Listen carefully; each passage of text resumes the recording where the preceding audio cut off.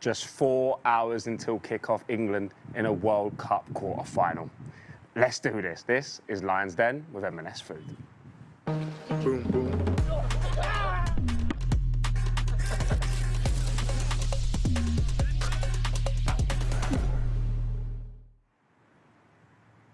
Welcome to a very special quarter-final edition of Lions Den with M&S Food. We're here to help you count down until kick-off, and to do that, we chopped it up with Eric Dier in that studio right there. We'll be finding out his preview to the game. We're also going to chat to England and Lionesses legend, Karen Kearney, and also we're going to be seeing the fans, and Abby McCarthy is with those guys. And we've left a little bit of space in the show, just a little bit, for your fan comments. So we need you to send them in.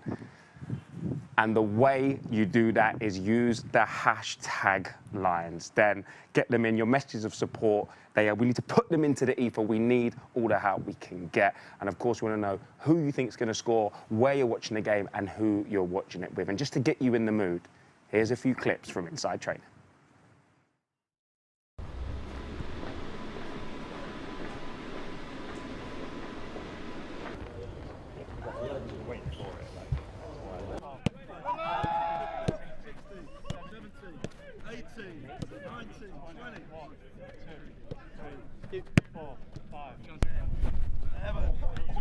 Did you get that? Did you get that on camera?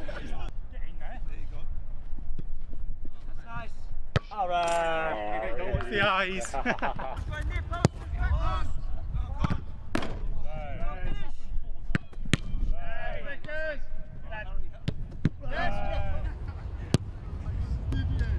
Oh! I love a touch, dude.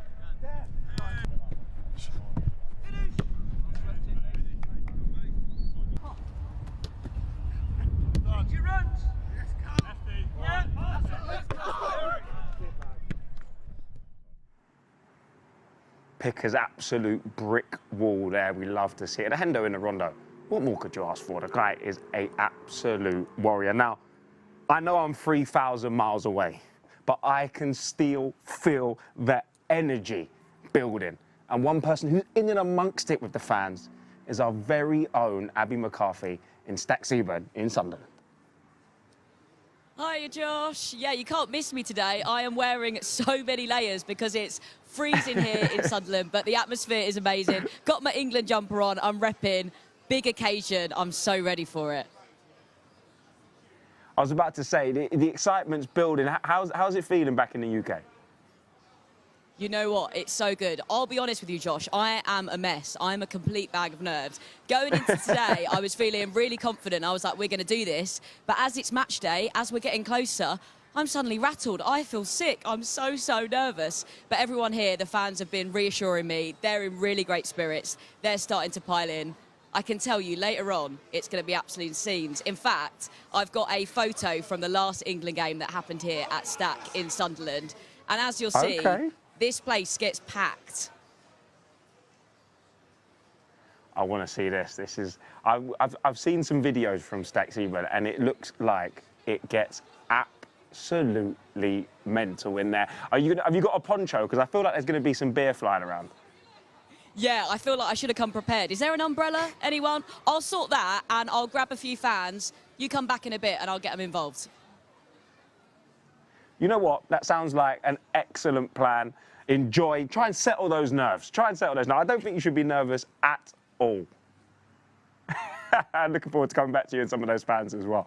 Now, it's always a pleasure to go to the fan. I cannot wait. That place is going to be absolutely bouncing in a matter of hours. England in a World Cup quarter-final. I'm so excited. And if that didn't get you in the mood, we actually chopped it up with the main man, Eric Dier, right here, about his preparation for the game and much more. Enjoy. Welcome to the show, my brother. Thank you very much. You've come at a very important time. As you know, as the people watching the show are seeing it, we're just a couple of hours away from kickoff, but it's actually probably about 24 hours away. Yeah. How are you feeling before a World Cup quarter-final? What's the mood like in camp? Yeah, I think the main thing is obviously excitement. You know, it's going to be an incredible occasion for us. Reigning champions, England, France, always a huge game. But obviously being a World Cup quarter-final, it's even bigger. And yeah, I think the main mood is just excitement. I mean, it's a position you've been in before.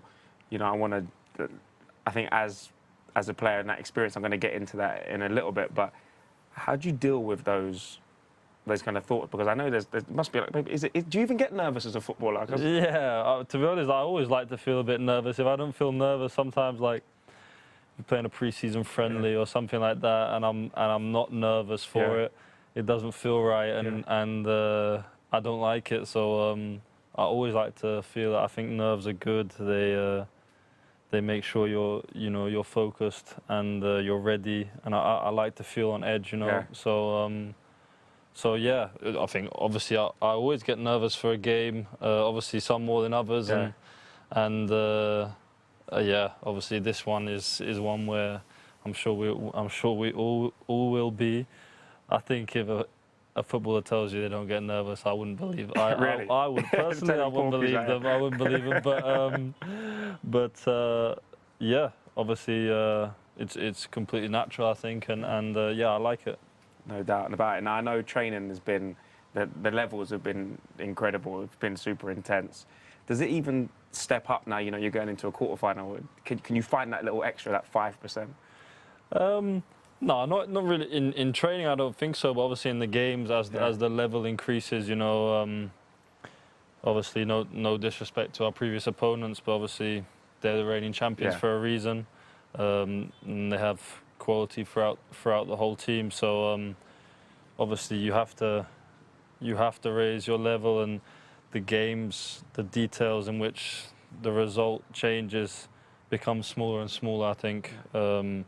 The further you go in the competition, and you know, the higher the level of opponent, you know, those small details are what are going to move the result. So yeah, it's about being less and less complacent, really, and trying to get to the highest level possible.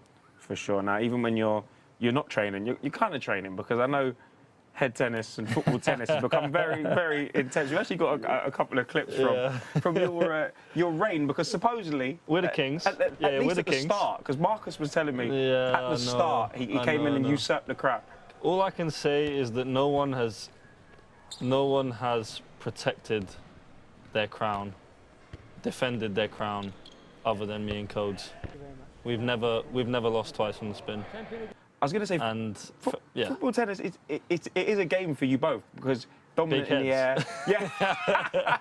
It makes sense. So you've got an unfair advantage, especially over like Phil and Jack. I don't know, because Phil and Jack, they're real.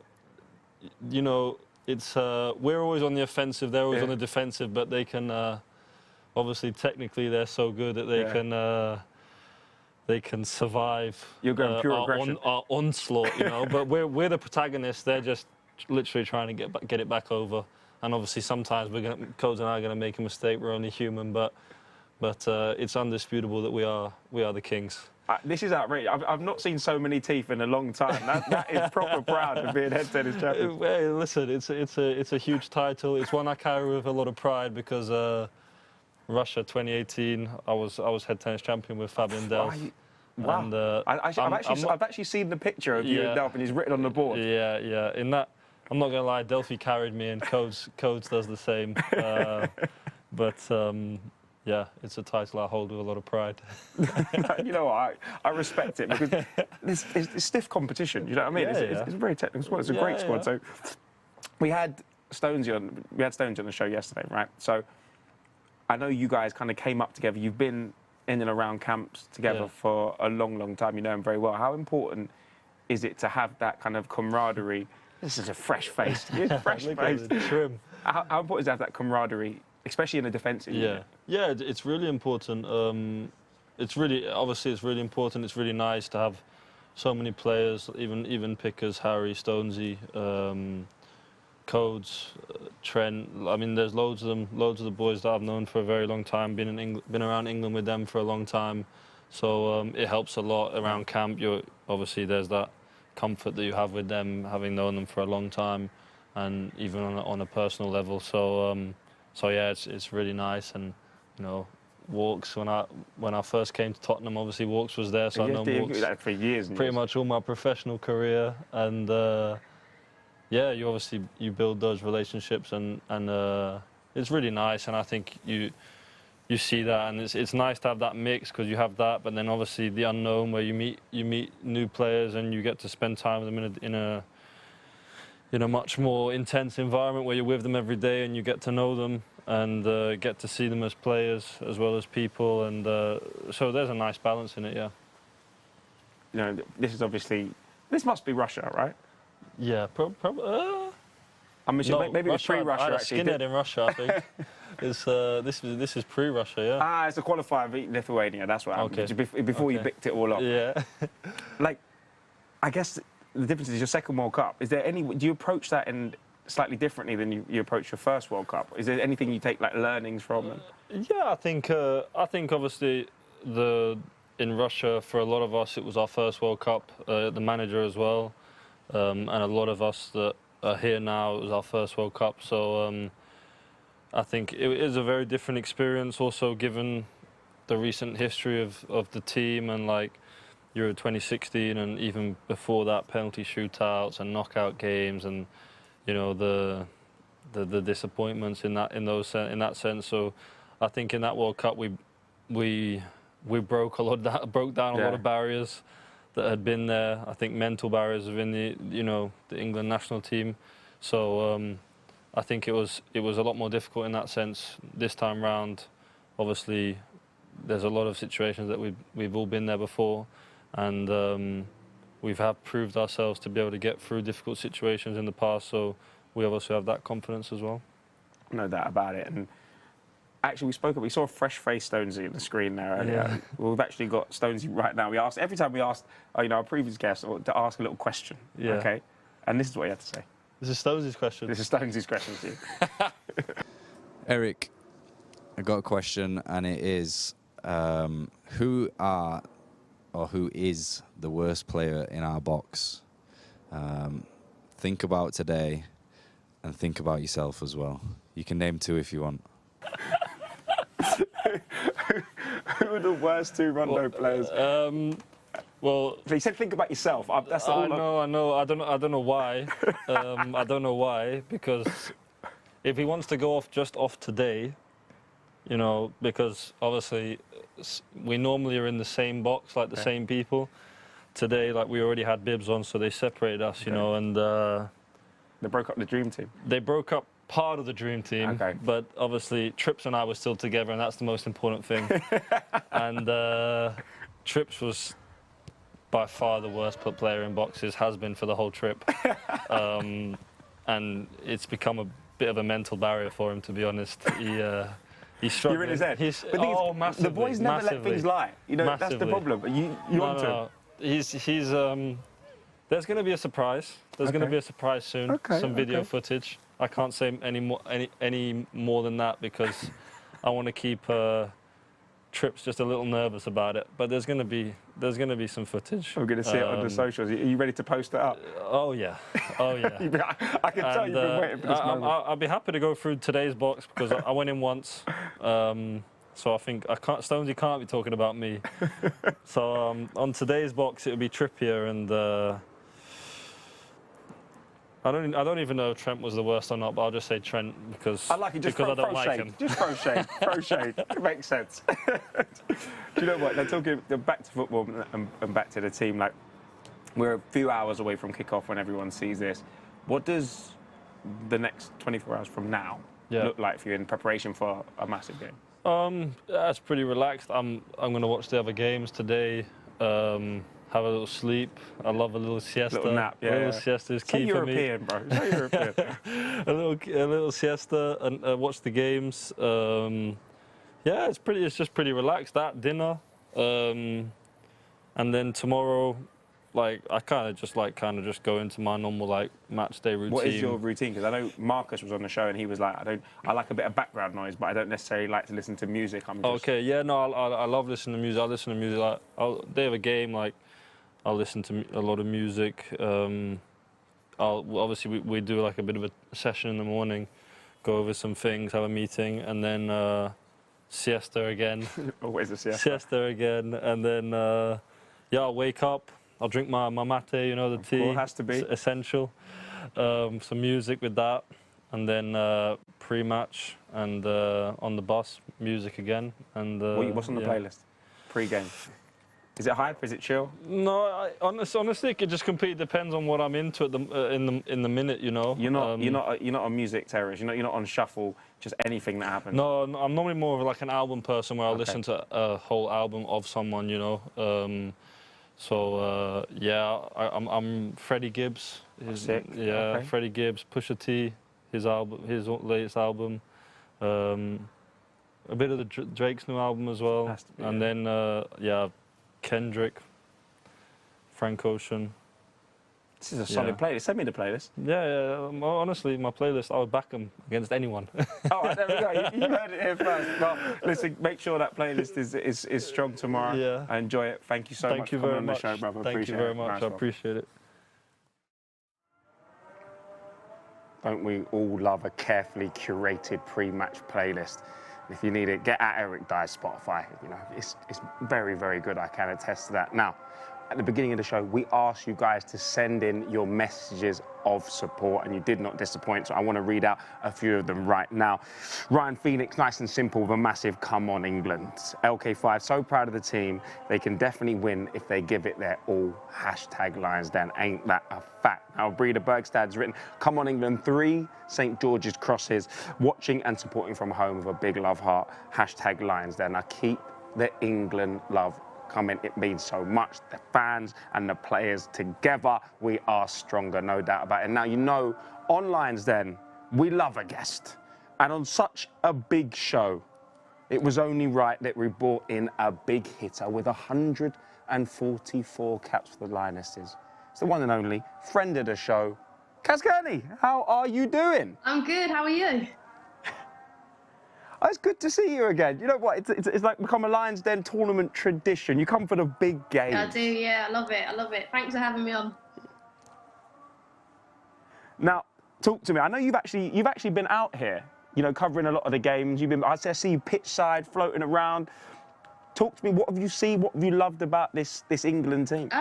You know what? You're right. I've been pitch side for the games, and I just think the team just looked really relaxed and really focused. So, you know, I think as English fans, we all get so nervous. You know, can we do it? Can we do it? And then I just looked at them and I just thought, super focused, super relaxed, been here, done it, and they just delivered every time. And when I was pitch side, I was actually more relaxed, seeing them warm up and being a bit more closer to them for that reason. But and then, to be honest, it's been the dream gig for me. Like I said, pitch side, and then I go up higher up and then watch the game from a tactical perspective, come back down and speak about it again, and just to watch it live, the shape of the team, what they're doing.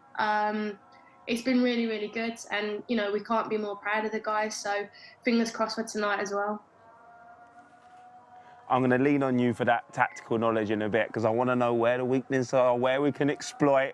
Okay, and I'll be feeding that into the team. Don't you worry about that. Now, talk to me. You came on Lions Den last year, and we kind of spoke in depth about that team that did so well in the Euros, and obviously you've been around this team as well. Do you notice anything different in those two sides and in the way they approach games? Or yeah, I do think so. I think maybe, I don't think we were ever cautious in the Euros. I think obviously the shape was different, so I think we kind of built from the back. But I think from this tournament, I think we've been a little bit more aggressive, a bit more front-footed, more, I guess, a bit more dynamic. But the main thing I've seen is how clinical we are. You know, for 20 minutes, it was a bit shaky against Senegal. We couldn't really get our rhythm, and then all of a sudden we just steamrolled, and we just were so clinical and ruthless. And I think that's what I saw, some energy, experience in the side. And like I said, on the pitch side, there seems to be no fear within this group. And every part of my bone is English, so I'm always like, oh, I'm so nervous.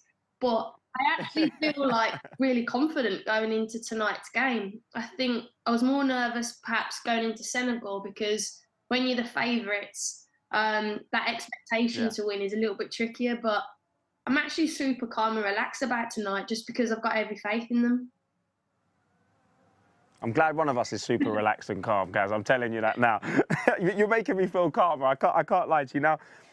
Do you think the experience of kind of going deep in a tournament, having obviously the World Cup semi-finals and then the Euros final, do you think that's helped this side and some of those players in it that have kind of been involved in both of those, or at least one? Massively. I think for me, just looking from an outside in, that's why Gareth picked the squad he did. I think it's the highest cap, can't even say it, but the most cap that we've had in the squad for probably since Gareth's been in charge. And I know there's been 3 extra players, but that added caps is the experience that we've got.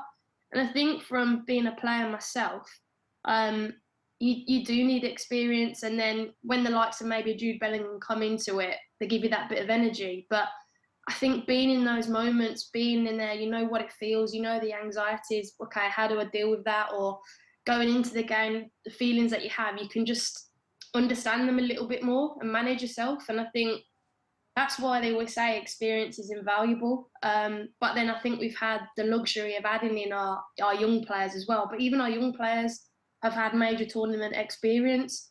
So for me, it does matter. And there was a thing that we did with the Lionesses that the teams that win major tournaments have the most caps and they have a certain amount. And I think, again, that might be part of Gareth's strategy, that having that experience is invaluable to win major tournaments. Of course, it's about kind of keeping your head in those calm moments. If you've experienced it before, you know not to panic, you know not to change shape, etc., etc. Now, I was going to say, talking of your time with the Lionesses, 4 World Cups, I mean, it's very, very special, that experience. Do you relish playing in those big games? And is that something that, as a player, you look forward to and they kind of stood out where maybe the fans are nervous, but the players are going, just get me on the field? I think so. And you're in it. You've got the best job there. You get to see them every day, and you probably understand, and probably for myself, that it's actually normal game day. It's probably the best day because it's very chilled and relaxed. And I think Eric just said that there. So you're kind of in your zone. At the end of the day, you work all week for this moment, so you feel very prepared going into it. And I think the players have had more rest than they would if they were playing domestically, so they'll feel fresh going into it. But you're probably really relaxed and you're excited to get on the pitch. It must be tough, I must say. I find it hard that the games are 10 o'clock at night. You know, you have that build-up, but it seems like they've dealt with it really, really well and they're used to it. But you just want to get out there and do it. And I think the big games is why you play. You know, you as a kid, you want to play in these major games, in the tournaments. You want to be in the game when that feeling of the jeopardy is actually it's the sick side of me is what you want. You want that jeopardy. It's what you live and breathe for and what you train for, and to test yourself. And I was thinking earlier, like, so much talk about Kyle Walker and Mbappe, but I bet you Kyle Walker is absolutely relishing it. I bet there's like no fear in his mind whatsoever. For sure. And like, that's what you want. You know, I bet he's so confident and ready for it. That's why that group should not fear anything. They're in the best placed position that they have been, the most experienced. So they should feel amazing going into the game. Absolutely. I think, if anything, they should be fearing us for sure. Now, talk about France, reigning world champions. How do you see this game going down today? How do you see us setting up, and kind of how do you see the end result? I think I wouldn't be surprised if the team stays the same. I think it's very difficult to change a side, especially when they're in rhythm. They've got good momentum. I just think there might be a little bit more added, an added role maybe on Declan Rice, that maybe we're still in that 4-3-3 shape, but he might have to fill in and cover and drop into a 5 and make it a little bit more fluid. So I don't think, from my perspective, I still think we'll be a back 4, but he'll drop in and protect maybe at certain elements of the game. But what I would say is as much as France are brilliant, and we know their strengths, but so are we. And I think from my experience of being a player is that you have to believe in yourself as a team, and you've got to put yourself first and go, this is what we're going to do and we shouldn't change it. We recognise that they've got strengths, but we can hold our own against that, and we're going to take it to them. And I read something Steve Holland said about the cat and the mouse, and you have to play that element. So I looked into that and read into it and thinking, I hope we're going to do that and really go for it ourselves, because we've got some players that in the French dressing room, there's no doubt they'll be going, we don't want to play against them. So, yeah, I hope we do that. I was going to say, and some of those players will probably have to be sat on the bench, right? Because we've got so much depth in this squad, especially attacking-wise. How much do you think that's going to play a part into kind of Gareth's plans, and how could that affect the game? Because, you know, if you look at the attacking talent, there's riches of that on the bench. Yeah, and, you know, I've spent probably a little bit too much time with Roy Keane this week, or the last week. We're just Karen, stay in the game. Just stay in the game. And I think, as much as the 11, you'd want to go and win the game 1 or 2-0 and be comfortable in that. As long as we stay in the game, that's the reason why we have that magnificent bench, is at any point we need to stretch it or open it up or bring a different dynamic to the side.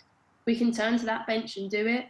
And, well, like I said, you're in it every day and you know how good the group is. And I've heard, you know, I know Wrighty came back and was like, it was amazing. The atmosphere in the camp was amazing. I think he was fuming he lost at darts though.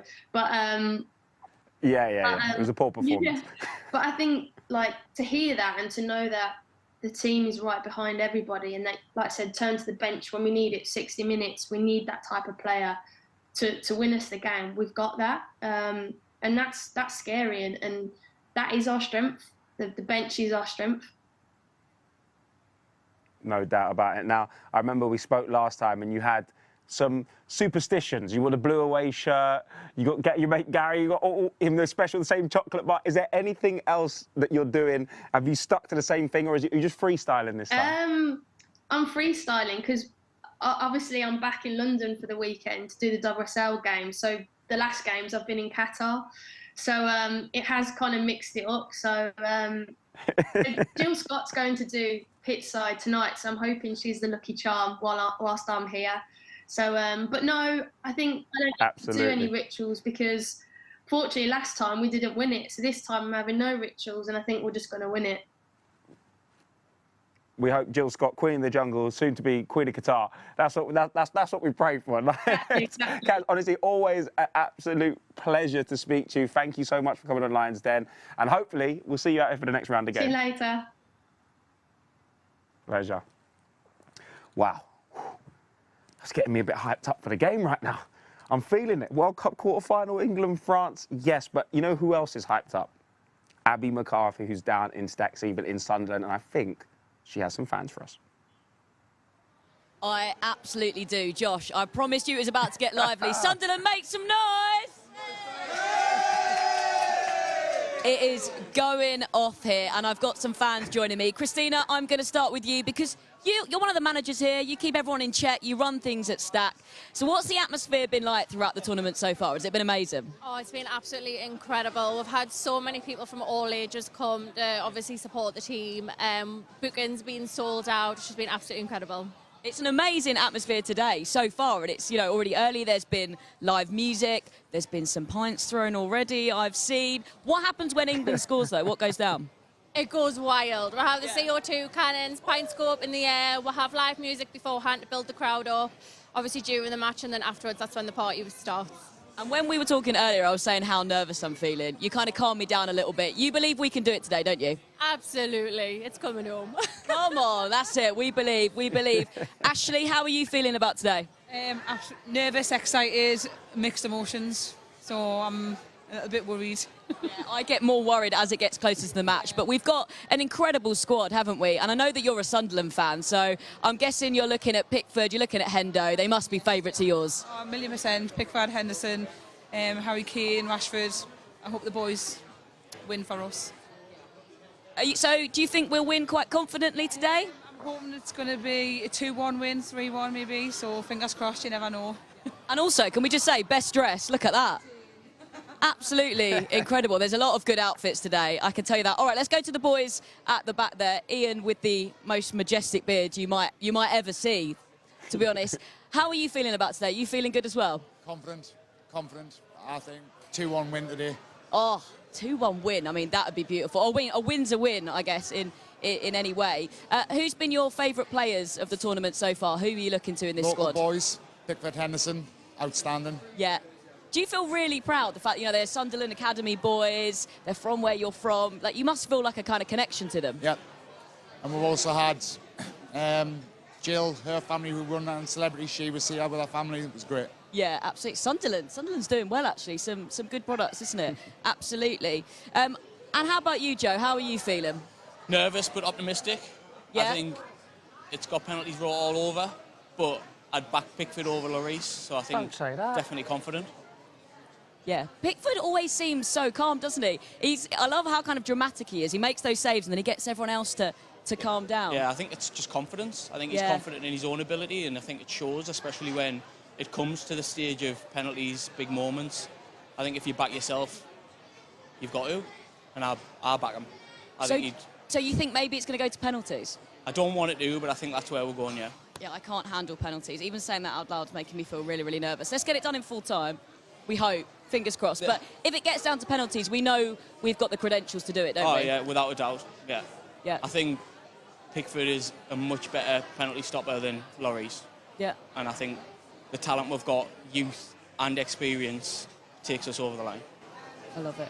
All right, everyone needs to get warming up their vocals, I think. I'm sure Sweet Caroline's going to be blasting out later, and hopefully we will be celebrating that England win. We all believe. I'm going to let these guys go and nab some good seats, so I'm going to throw back to you, Josh, in the studio, but we're feeling good. Let's do this!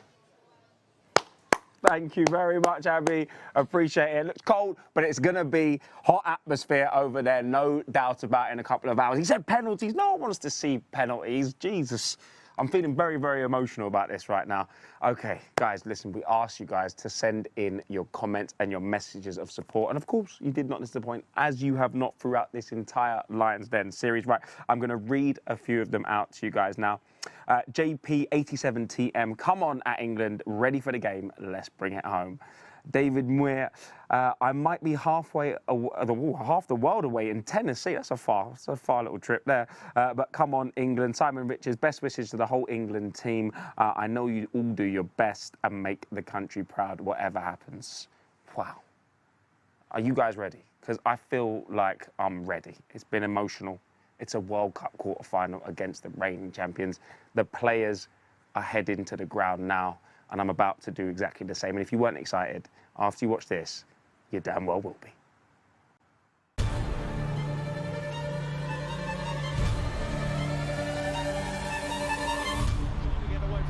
Here's Jordan Henderson.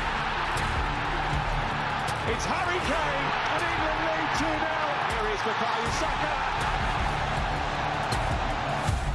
Outstanding team with a phenomenal tournament record, some outstanding individuals, so that's a game where we've got to find our highest possible level. We're feeling good, everyone's confident, and we have to keep believing if we want to go all the way. It's a Saturday night against the reigning world champions, France.